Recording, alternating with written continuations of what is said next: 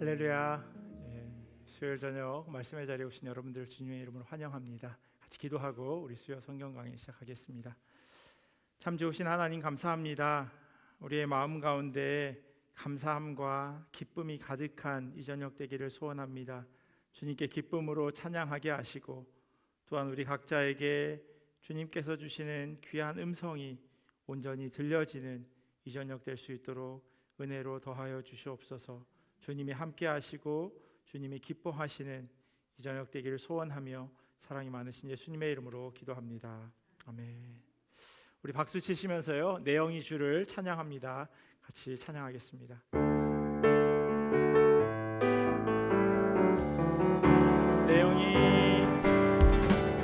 내 영이 주를 찬양합니다.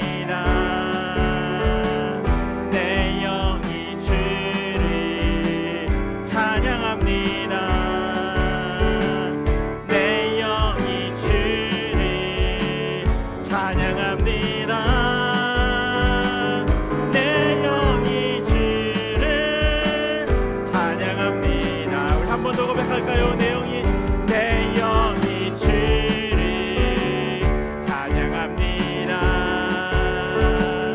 내 영이 주를 찬양합니다. 내 영이 주를 찬양합니다. 내 영이 주를 찬양합니다. 기뻐하라 나의 영혼아 감사하라. 손을 들고 송축하라. 주를 향해 외치라. 기뻐하라 나의 영혼아 감사하라. 손을 들고 송축하라. 나의 영혼아. 우리 한 번 더 찬양하겠습니다. 내 영이 주를 찬양합니다. 내 영이 주를 찬양합니다. 내 영이 주를 찬양합니다. 내 영이 주를 찬양합니다. 내 영이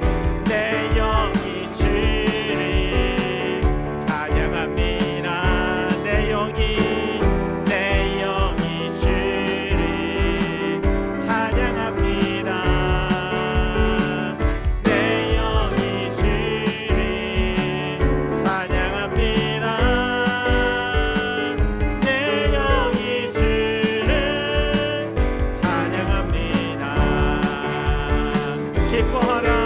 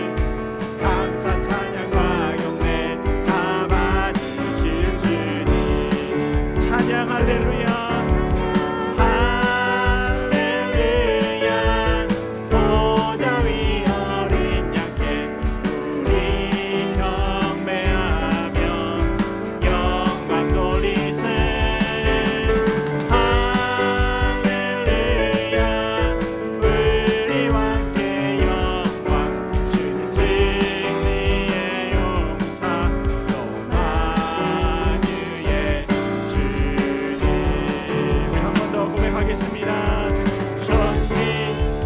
존귀하신 주, 감사 찬양과 경배 다 받으실 주님.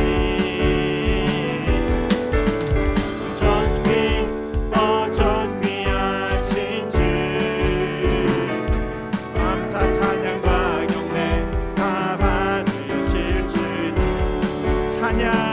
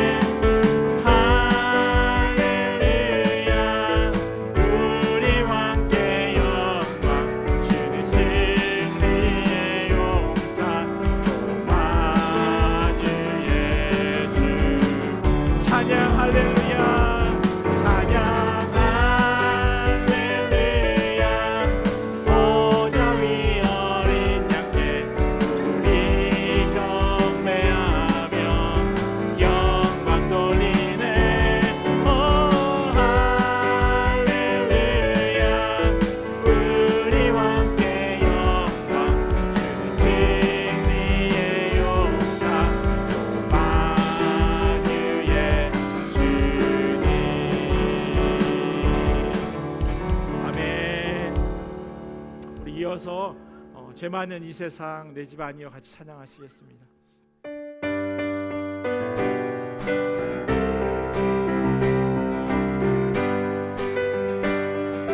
죄 많은 이 세상, 죄 많은 이 세상이 내 집 아니네. 내 모든 고안이 저 하늘에 있네. 저 천국 문을 열고 나를 부르네. 나는 이 세상 정들 수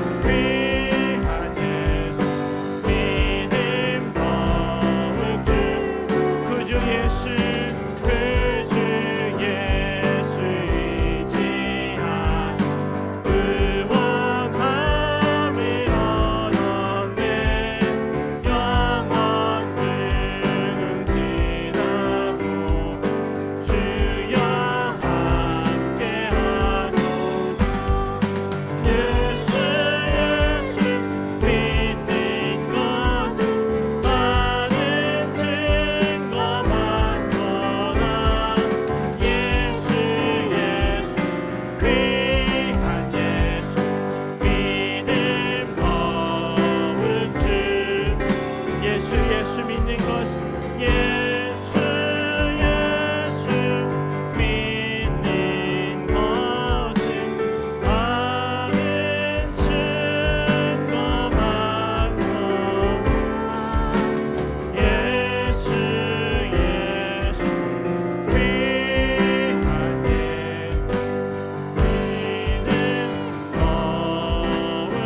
우리 한번 더 고백하겠습니다. 예수 예수 예수 예수 믿는 것은 아는 증거 많도다. 예수 예수 귀한 예수 믿는 거룩 주소서. 아멘.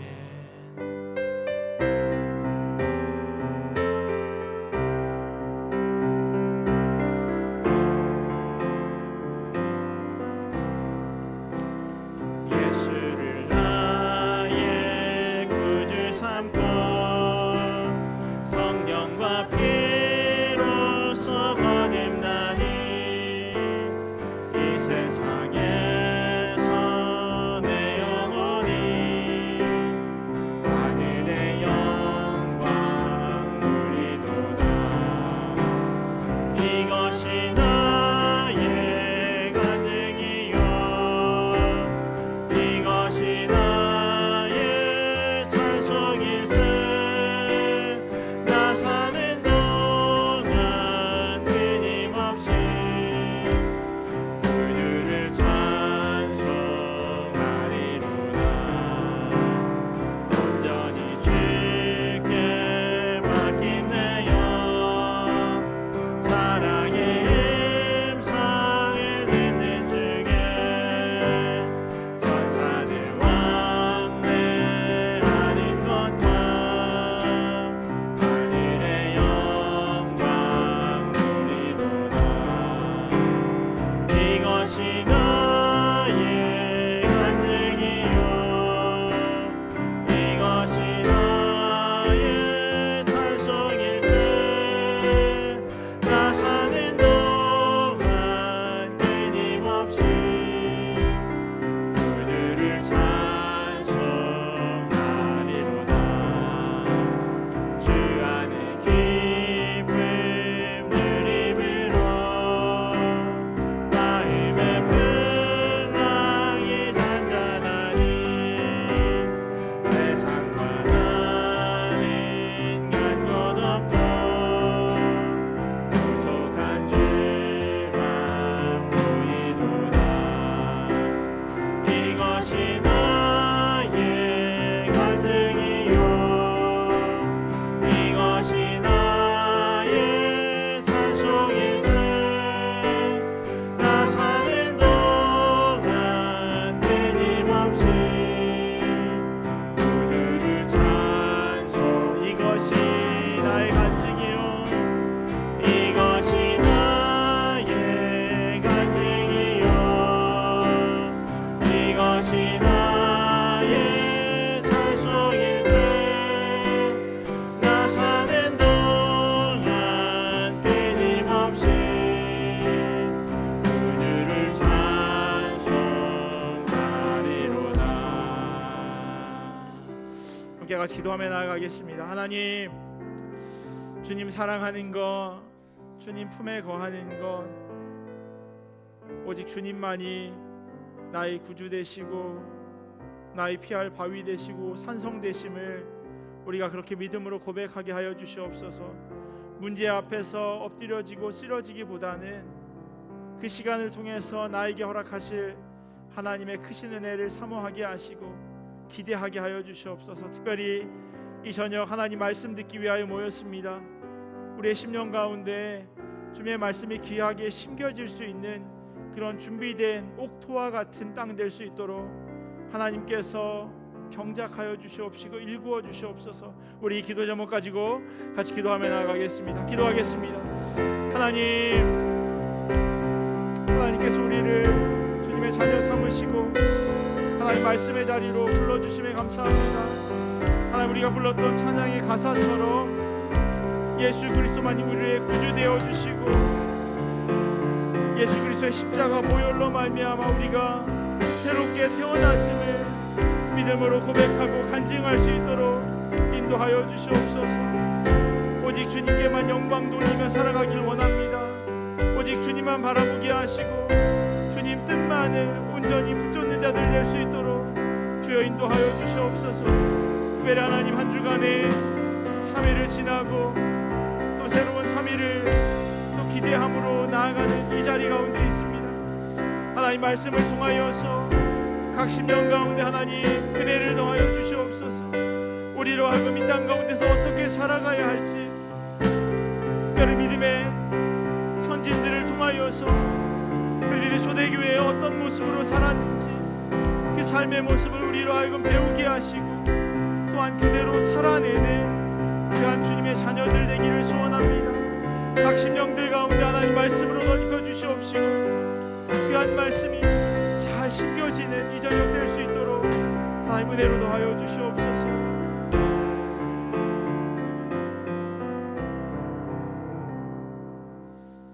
하나님, 우리를 수요일 저녁 말씀의 자리로 인도하여 주시니 감사합니다. 분주하고 또 복잡한 그런 삶을 살아가지만 그러나 그 가운데서 하나님의 말씀이 기대되고 또한 하나님의 말씀이 고파서 하나님 이렇게 발걸음을 주님의 손으로 옮겼습니다. 하나님, 이 저녁 왔다가 그냥 거저가는 시간 되지 않도록 하나님 인도하여 주시옵소서. 각 심령들 가운데 각자의 마음 가운데 사도행전을 통하여서 주신 하나님의 말씀이 귀하게 심겨지기를 간절히 소원합니다. 우리가 어떻게 우리의 삶을 대해야 하는지 다시 한번 묵상하게 하시고 우리가 살아가는 삶의 순간순간마다 하나님께서 보여주시는 길대로 걸어가게 하시고 또한 때로는 막힘이 있을 때 그 시간을 통해서 나에게 무엇 하기를 원하시는지 주님께 질문하며 그 해답을 발견해가는 주님의 자녀들 될 수 있도록 인도하여 주시옵소서. 이 저녁 말씀을 같이 나눌 때 하나님께서 말씀하여 주시옵시고 또한 하나님의 말씀으로 귀하게 듣는 이 저녁 될 수 있도록 주여 함께하여 주시옵소서. 감사하며 사랑이 많으신 예수님의 이름으로 기도합니다. 아멘.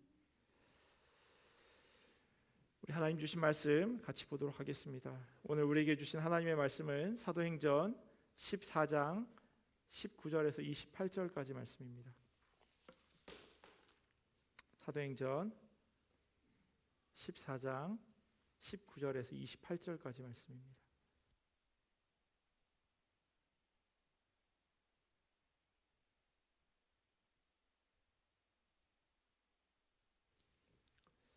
사도행전 14장 19절에서 28절까지 말씀 우리 한 절씩 교독하고 마지막 28절은 함께 읽도록 하겠습니다.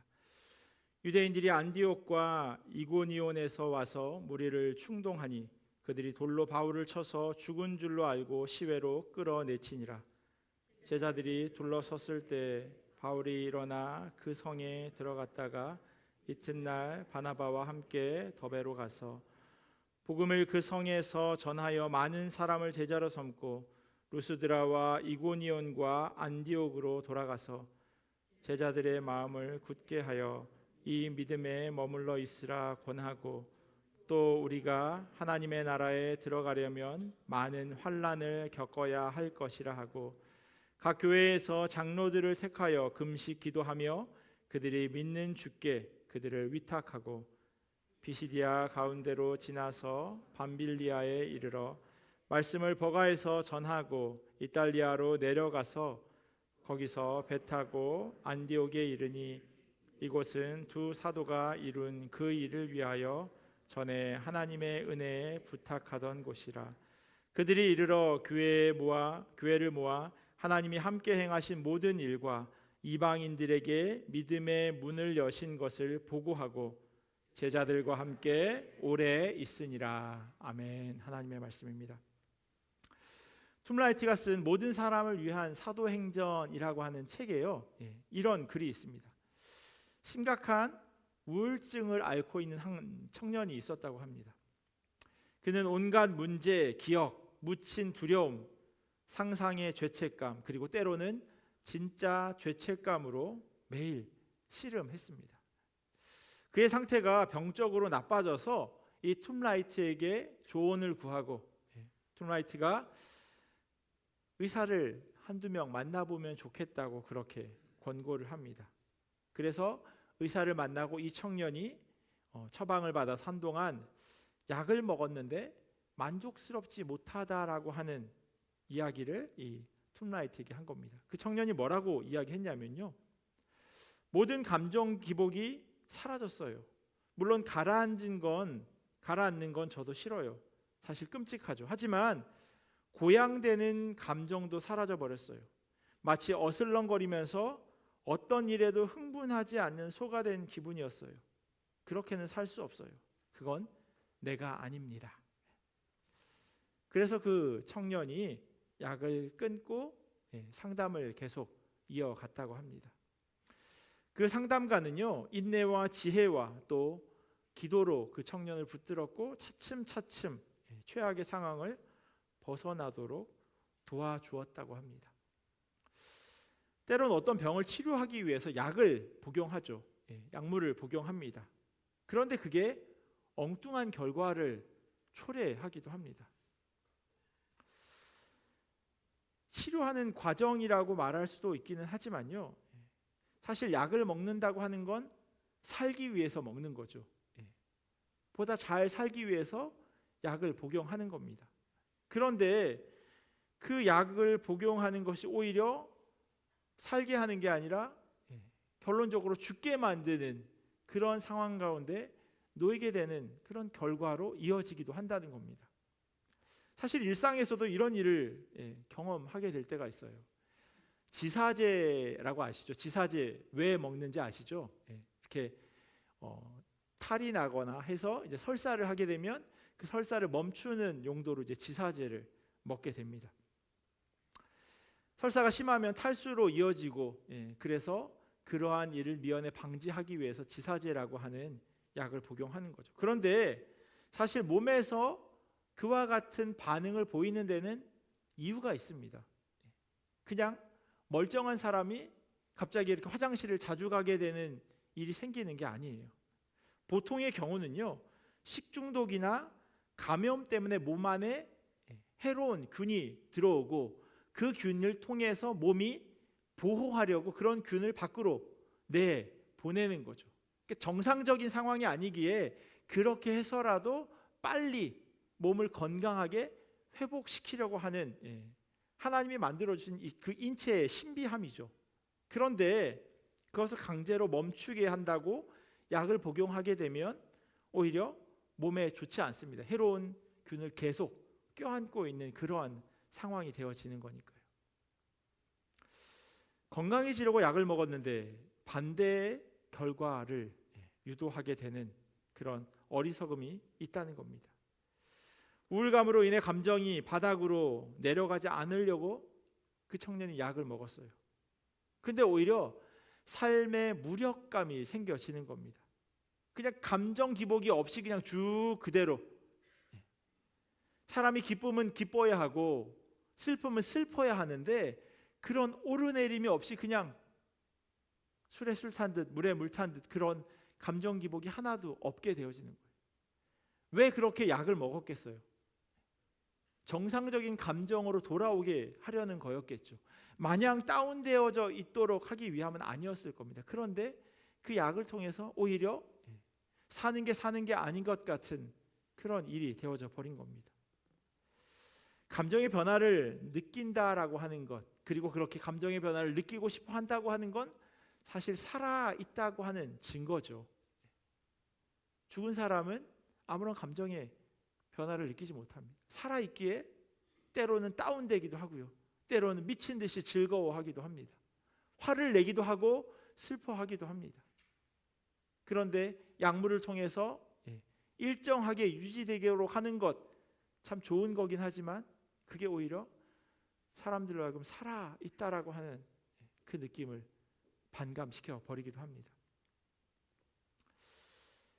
아이러니하게도 행복은요, 불행을 경험해 봐야 더 값지게 느끼는 법입니다.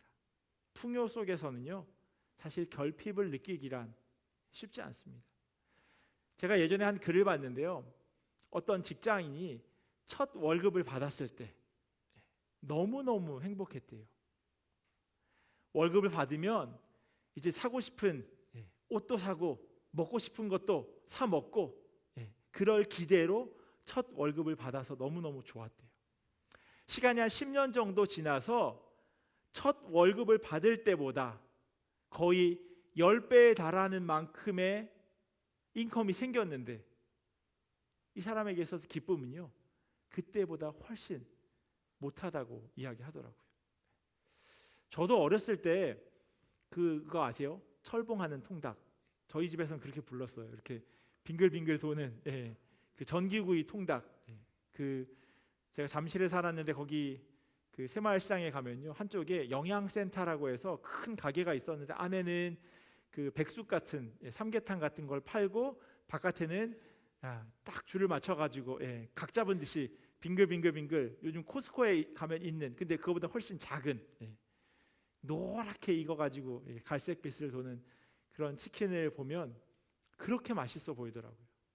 그래서 저희 아버지가 큰 용기를 내서 닭을 사오면 정말 순식간에 없어질 만큼 그렇게 빨리 닭을 먹었어요. 그런데 제가 직장 생활할 때, 그때는 이제 아주 조그만한 트럭에 뒤에 보면 이렇게 장작을 떼고 이 한 10마리 정도, 얼마 되지 않은 그런 닭을 파는 차가 있었어요. 퇴근길에 그걸 10,000원 주면 2마리를 살 수 있었어요. 그 안에는 이제 뭐 그 찹쌀이랑 막 이것저것이 들어가 있었는데, 어렸을 때는 그렇게 맛있었는데요, 그 2마리를 사가지고 집에 가서 남동생이랑 먹으면 제가 한 반마리 먹고, 남동생이 한 마리 반 정도를 먹어요. 근데 반마리도 그냥 샀으니까 먹는, 살 때의 마음은요, 어렸을 때 그 느낌, 그 기대함이 있는 거예요. 진짜 맛있겠다 하면서 딱 사서 막상 집에 가서 먹으면 입맛이 변하는 건지 아니면 그 닭이 아닌 건지 그건 잘 모르겠지만, 제 생각에는 입맛이 변한 게 아닌가 싶어요. 그 정도의 맛으로는 만족하지 못하는 그런 삶이 되어지는 것 아닌가 싶습니다. 사도행전, 사도들이 복음을 전하는 그런 여정이에요. 이 과정이요, 생각처럼 순탄하지 않았습니다. 많은 굴곡이 있어요. 굴곡이 계속해서 있습니다. 저희들이 지금까지 살펴본 내용, 그러니까 13장까지 그리고 오늘 14장을 보게 될 텐데, 이 내용만 봐도 그래요. 박해가 있었어요. 복음을 전했다는 이유로 공회에 끌려가서 위협을 받고 감옥에 갇히고 심지어 채찍을 맞기도 합니다. 결국 이러한 상황 속에서 초대교회의 최초의 순교자 스데반 집사가 생겨납니다. 예수님의 제자 야고보는 칼에 죽었습니다. 사울은 이 일에 앞장서서 믿는 사람들을 남녀할 것 없이 잡아서 옥에 가두었죠. 그런데 그랬던 사울이 다메섹으로 또다시 예수 믿는 사람을 잡으러 가는 과정 가운데 부활하신 예수님을 만나죠. 그리고 그가 완전히 변해서 그가 잡으러 다니던 그 사람들처럼 복음을 전하는 그러한 삶으로 그의 삶이 뒤바뀌어 버렸습니다. 근데 이런 모습을 보면요, 믿는 사람들은 가끔 그렇게 생각해요. 이렇게 하나님 일, 복음 전하는 일 하는데, 하나님이 기뻐하시는 대로 어떻게든 살아보려고 하는데 그 삶이 평탄해야 되는 것 아니냐라고 생각한다는 거예요. 저 사람은 정말 잘 믿는데 왜 이렇게 삶이 어렵나? 저 사람은 정말 열심히 신앙생활 하는데 왜 이렇게 삶이 안 풀리나? 하는 사업마다 번번이 그렇게 힘들게 만들어 놓으시나? 이렇게 질문이 되어지는 때가 있다는 거예요. 그리고 사람들은, 특별히 믿는 사람들은 그런 일을 보면서 시험에 들기도 합니다. 정말 하나님이 살아계신가? 근데 사도들이 복음을 전하는 그 여정도 마찬가지의 이야기가 되어진다는 겁니다. 오늘 본문이 14장은요, 바나바와 함께 그 사도 바울의 1차 전도 여행 마지막 장면이에요. 함께 살펴보겠지만 앞서 말씀드린 그 1년의 그런 사건의 궤적과 크게 다르지 않습니다. 1절부터 7절까지는요. 이고니온이라고 하는 곳에서 일어난 일이에요. 이게 지금 바울의 1차 전도 여행의 이동 경로인데요. 제가 그 오른쪽을 조금 확대해서 보여드릴게요. 비시디아 안디옥에서 동쪽으로 이고니온이라고 하는 그 지역을 찾아보실 수 있을 거예요. 지금 사도 바울이 안디옥이 두 곳이어서 저기를 이제 비시디아 안디옥이라고 얘기하는데 비시디아 안디옥에서 동쪽으로 약간 이렇게 동남쪽으로 이동한 그런 상황이에요. 바울과 바나바는 언제나 그랬던 것처럼 유대 사람의 회당을 찾았습니다. 그곳에는 유대인뿐만 아니라 유대교로 개종한 이방 사람들도 함께 있었습니다. 그 과정에서 사람들이 두 그룹으로 나누게 돼요. 복음을 들은 사람들의 반응이 둘로 나눠졌다는 거예요. 한 무리는 그 복음을 그대로 수용하고요. 다른 무리는 그것을 받아들이지 않았습니다. 문제는 복음을 받아들이지 않은 그 사람들이요, 그냥 받아들이지 않은 것으로 끝난 게 아니라 그들의 반응이 과격했다는 거예요. 이방인과 유대인과 그 관리들이 두 사도를 모욕하고 돌로 치려고 그렇게 달려들었다고 성경에 기록되어 있습니다. 이런 상황 때문에요, 바나바와 바울이 또다시 이동하게 됩니다. 또다시 동쪽으로 또 가게 돼요. 루스드라라고 하는 곳으로 오늘 이동했다고 그렇게 쓰여져 있습니다. 더 동쪽 루스드라. 돌로 쳐 죽이려고 하는 사람들이 있을 때 도망가는 것, 당연한 생존 본능이죠. 당연합니다. 나 잡소 하면서 누가 가만히 기다리고 있겠습니까? 근데 7절에 보면요, 이렇게 써 있어요. 거기서 복음을 전하니라. 도망간 곳이었어요. 근데 세번역성이 이렇게 되어 있어요. 그들은 거기에서도 줄곧 복음을 전하였다. 사실 그들이 그쪽으로 간 이유, 목적은 뭐냐면 살기 위해서였어요. 복음 전하다가 순교하는 것이 그들의 고리기는 하지만 그래도 하나님 부르시는 때까지 끝까지 복음 전하는 일을 감당하려고 했어요. 그래서 그들이 도망갔고 거기에서도 동일하게 복음을 전하며 살았다라고 기록합니다. 영어 성경의 번역도 같은 의미를 내포합니다. BSD 주석을 보니까요, 이들의 이동 목적이 복음 전하는 것은 아니었다라고 설명해요. 말씀드린 대로예요. 이고니온이라고 하는 그 지역은요, 광활한 대지가 조성되어져 있었던 곳이에요. 그래서 땅이 넓고 편안히 당연히 농업과 상업의 중심지였어요. 많은 사람들이 살고 있었고 그래서 그곳으로 갔는데 거기에 비해서 루스드라 그리고 더베라고 하는 지역은 전혀 그렇지 않았어요. 인구도 적고 중요한 교역로, 그러니까 중요한 길도 없었다는 거예요. 어떤 의미에서요, 이 바나바와 바울에게 있어서 임시 피난처, 도피처였던 지역이 바로 이 두 지역이었습니다. 그래서 7절이 있는 거예요. 복음을 전하기 위해 간 곳은 아니었지만 그들은 언제나 그랬던 것처럼 그곳에서 복음을 전했다라고 이야기합니다. 영화나 드라마에서 부자들이 그 와인바 같은 데 딱 들어가면 웨이터가 딱 오면 얘기하죠. 먹던 걸로 줘. 이렇게 딱 얘기하는. 뭔가 좀 있어 보이고. 근데 지금 사도 바울과 바나바의 행적이 그랬다는 거예요. 전혀 다른 의미이긴 하지만 그들은 도망가서도 여전히 자신들이 해야 할 그 일을 잊어버리지 않았어요. 그냥 하던 대로 원래 살아가던 그 삶의 모습대로 만나는 사람들에게 복음을 전했습니다. 장소만 바뀌었을 뿐 사역을 계속 이어갔던 겁니다. 8절부터 20절은요, 루스드라와 더베에서 복음 전하는 내용이 기록되어 있습니다. 이고니온에서 표적과 기사가 있었다고 3절에 기록하고 있어요. 그런데 루스드라에서는 보다 그 기적을 구체적으로 적고 있어요. 8절에 보시면요, 루스드라에 발을 쓰지 못하는 한 사람이 앉아 있는데 나면서 걷지 못하게 되어 걸어본 적이 없는 사람이라고 적혀 있습니다. 뭔가 익숙한 사건 같죠. 익숙하셔야 돼요.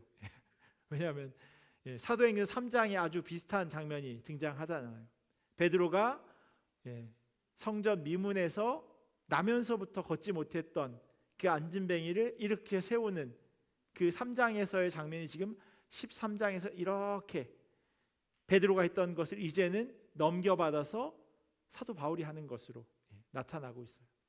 제가 지난주에 설명드렸던 것처럼 이제 이 사도행전의 흐름이 베드로에서 사도 바울로 옮겨졌는데 그 기적도 똑같이 베드로가 했던 기적을 지금 사도 바울이 행하고 있는 겁니다.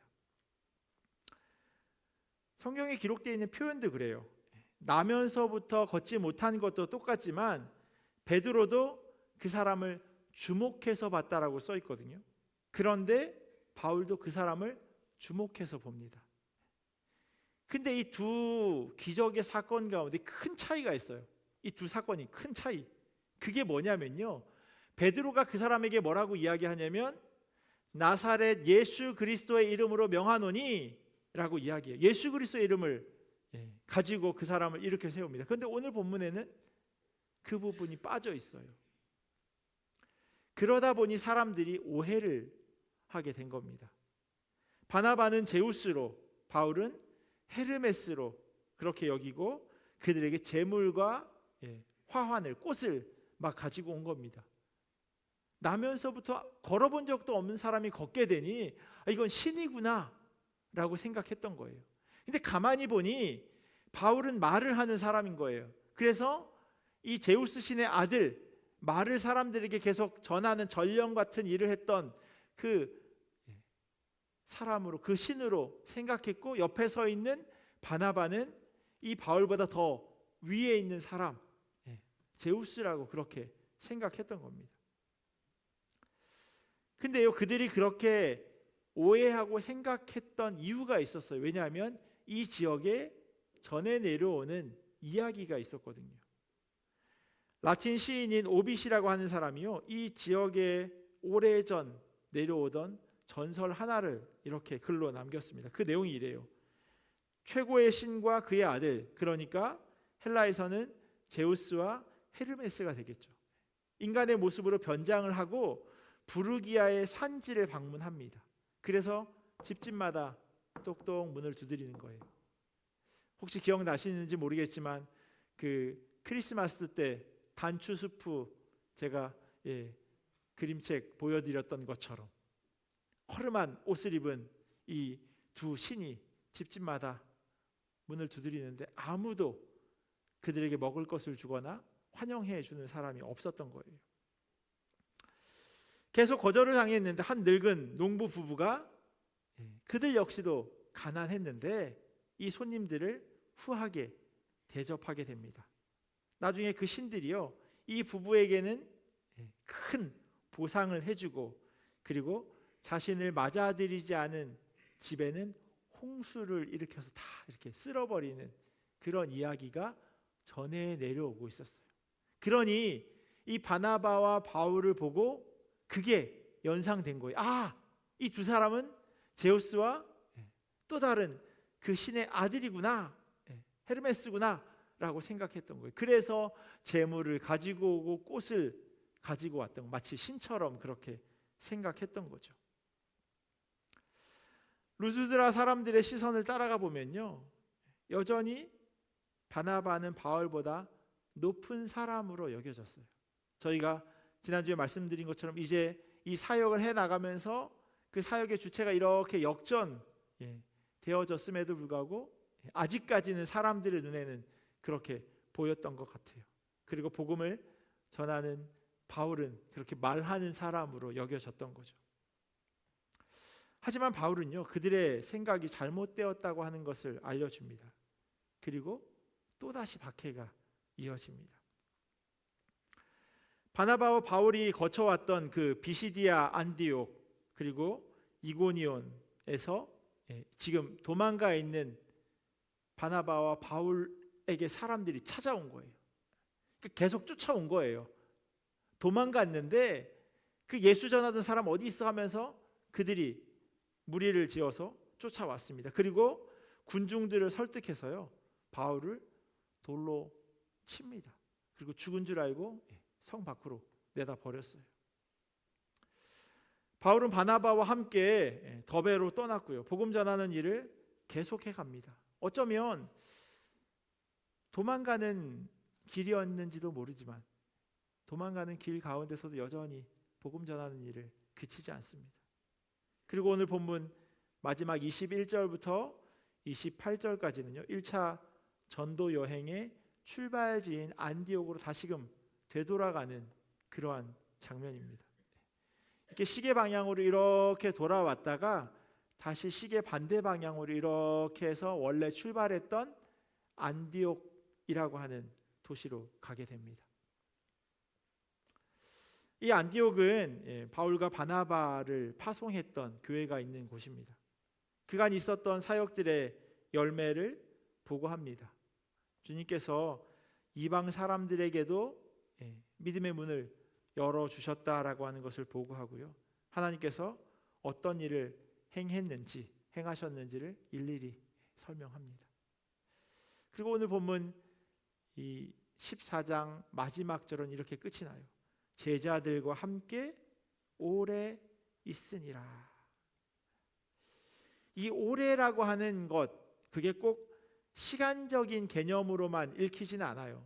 5년, 10년 그렇게 안디옥에서 그들을 파송한 사람들, 그리고 거기 있었던 제자들과 그렇게 오랜 시간 있었다라고 하는 그런 의미는 아니에요. 1차 전도여행을 마무리하고 다시금 돌아왔을 때 잘한 것만 기억나진 않을 겁니다. 저도 항상 사역을 마칠 때가 되면요, 왜 그런지 모르겠는데 잘 못한 것만 그렇게 기억이 나더라고요.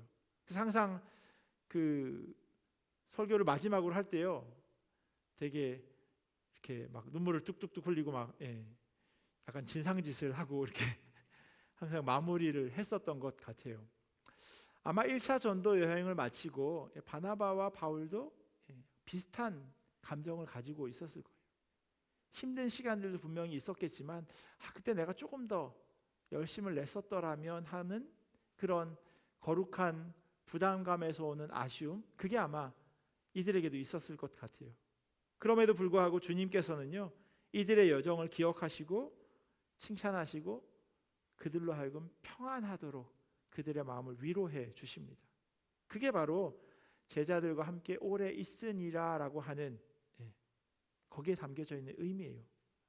그간의 사역들을 마무리하면서 하나님께서 충전시켜 주시고 그들로 하여금 다시금 2차 전도 여행을 나갈 수 있도록 그렇게 힘을 부어 주시는, 마치 가스 스테이션에 가서 가스를 충전하는 것 같은 그런 시간을 이 바나바와 바울이 안디옥에서 보내게 된 겁니다. 저는 어쩌면 이게 참 평안이다라고 하는 생각이 들었어요. 아무것도 하지 않고 가만히 누워 있다고 피로가 풀리나요? 그렇지 않습니다. 그건 오히려 피로를 더 누적시키는 그런 일이에요. 쉰다고 해서 마음의 평안이 자리하는 것도 아닙니다. 오히려 생각이 꼬리에 꼬리를 물게 되기도 합니다. 그건요, 주님께서 허락하시는 것 아니에요. 세상이 줄 수 없는 평안, 하나님이 주시는 평안이 있어야 정말로 쉼과 안식이 있어지는 거죠. 이 바나바와 바울이요, 아무것도 안 하고 그렇게 놀다가 다시금 안디옥에 온 게 아니잖아요. 정말 열심히 사역하면서 심지어는 채찍에 맞기도 하고 돌에 맞아 사람들이 죽었구나라고 생각할 만큼 아주 처참한 상황이 되었는데 다시금 그 몸을 이끌고 원래 출발했던 안디옥으로 돌아온 겁니다. 그리고 거기에서 참 안식을 누린 겁니다. 저희가 불렀던 그 마지막 찬양의 가사를 보면요, 주 안의 기쁨 누림으로 마음의 풍랑이 잔잔하니 마음 가운데서 막 풍랑이 치는 것처럼 요동한다는 거예요. 마음 가운데 평안이 없어요. 그런데 주 안에서 기쁨을 누리니 그게 잠잠해진다는 겁니다. 세상과 나는 간 곳 없고 구속한 주만 보이도다. 세상이라고 하는 건 우리의 문제겠죠. 우리가 어떻게 해결할 수 없는 그런 숙제들, 쌓여 있는 것들을 이야기할 겁니다. 나 살아가면서 내가 얼마나 중요합니까? 내가 그 어떤 것보다 중요하죠. 그런데 세상도 나도 간 곳이 없대요. 없어져 버리는 거예요. 뭐만 보냐면 나를 구원해 주신 예수 그리스도만 바라보게 된다는 겁니다. 풍랑이 잔잔해졌다라고 하는 건요, 문제와 어려움이 해결되었다라고 하는 말은 아니에요.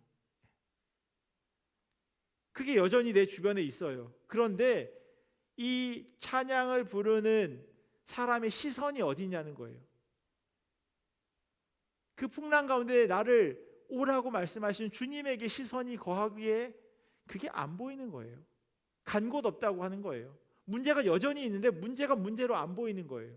왜냐하면 내 시선이 주님에게 머물러 있으니까요.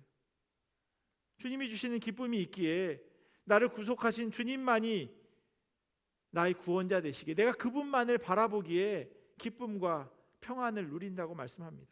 바울과 바나바가요, 지금 그 시간을 보내고 있는 겁니다. 이렇게 오늘 본문인 사도행전 14장 끝이 납니다. 그리고 이 끝은요 28장의 절반이에요. 사도행전 28장까지 있는데 그 절반, 그리고 사도 바울의 1차 전도 여행의 마지막 부분입니다. 그리고 15장으로 넘어가면 어떤 측면에서는 이 사도행전의 새로운 2막이 시작되어집니다. 사도행전 전반부를 마무리하면서 들게 되는 질문이 있어요. 왜 이렇게 복음 전하는 여정이 순조롭지 않았을까라고 하는 질문이었어요. 그리고 아까 드린 말씀처럼 왜 믿는 사람들의 삶이 평탄하지 않을까라고 하는 질문도 함께 되어집니다. 뭐 가게를 열면 뭐 사람들이 막 줄을 엄청나게 쓰면서 그렇게 장사가 돼야죠.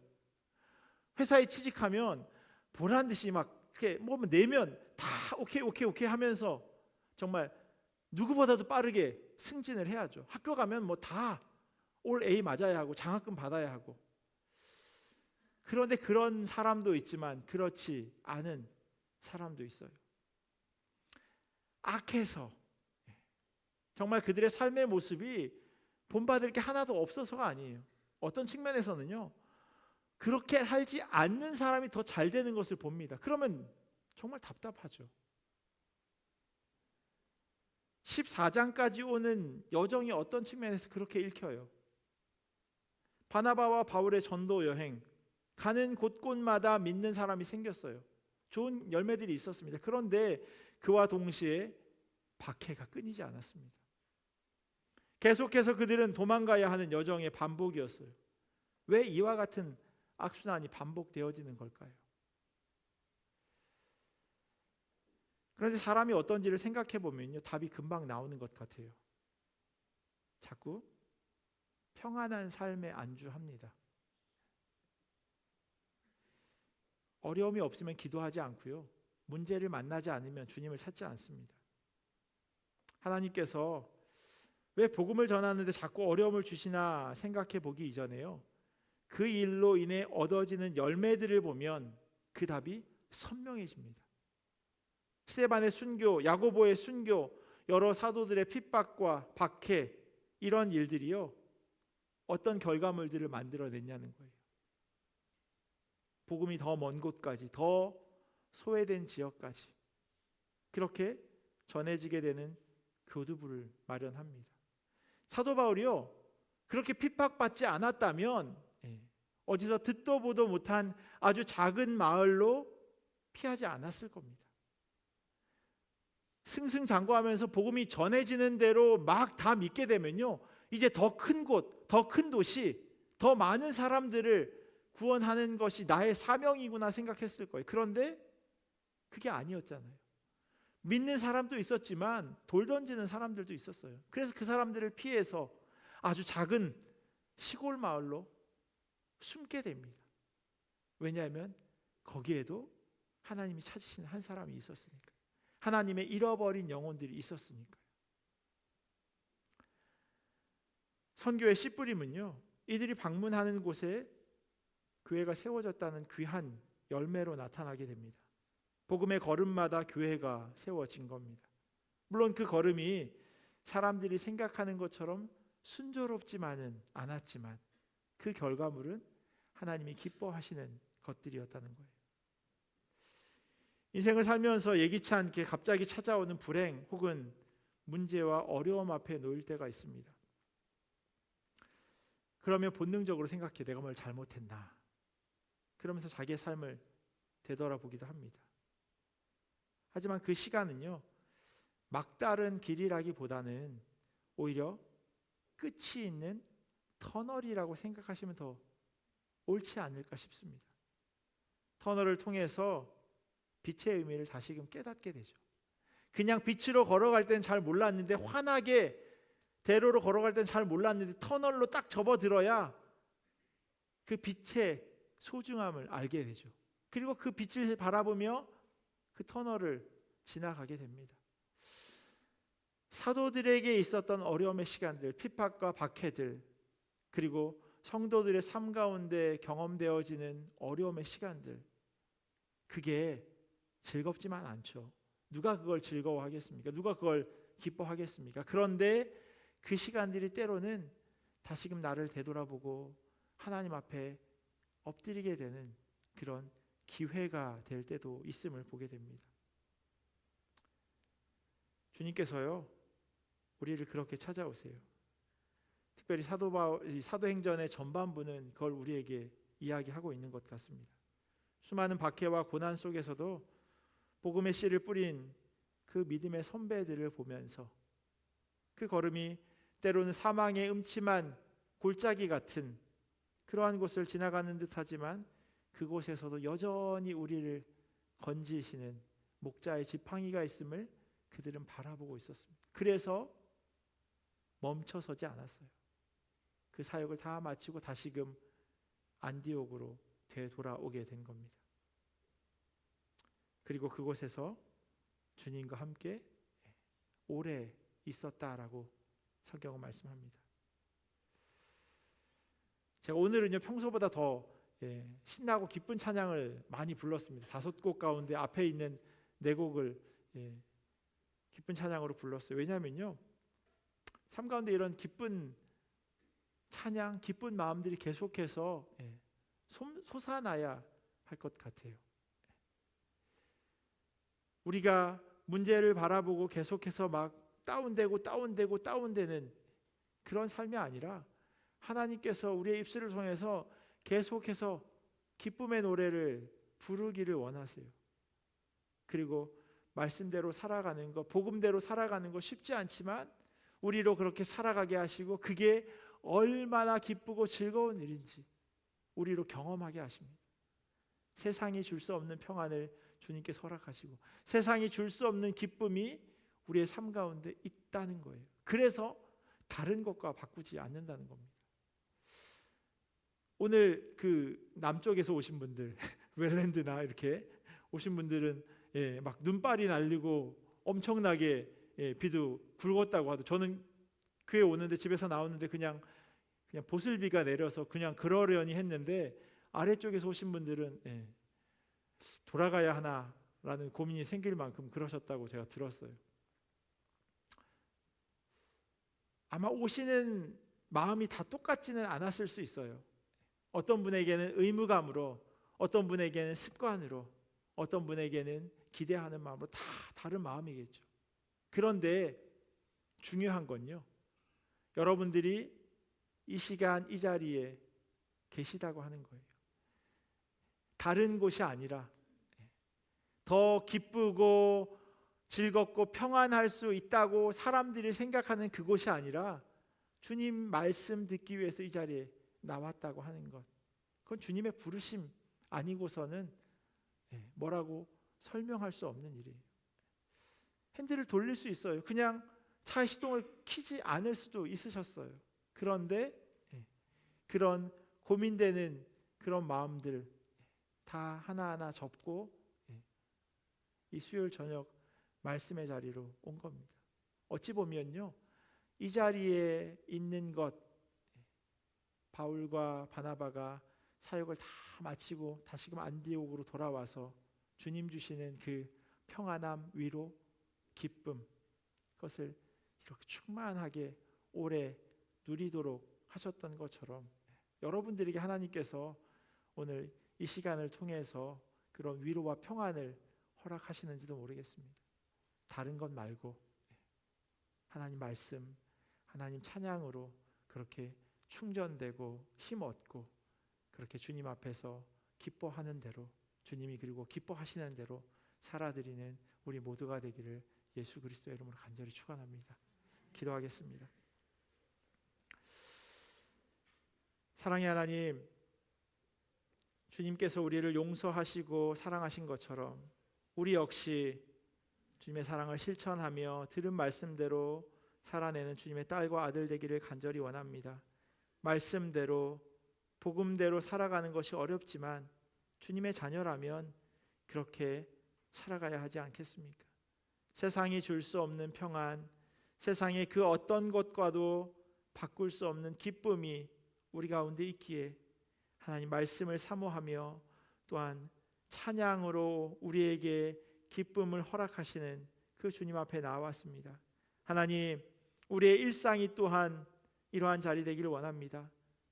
날마다 말씀을 상고하게 하시고 우리 입술에서 찬양이 끊이지 않도록 하나님 인도하여 주시옵소서. 그리하여 주님 주시는 평안과 기쁨이 우리의 삶 가운데 가득할 수 있도록 주님 은혜로 더하여 주시옵소서. 감사하며 사랑이 많으신 예수님의 이름으로 기도합니다. 아멘. 우리 각자 가지고 오신 기도의 제목 가지고 기도하시고 자유롭게 돌아가도록 하겠습니다.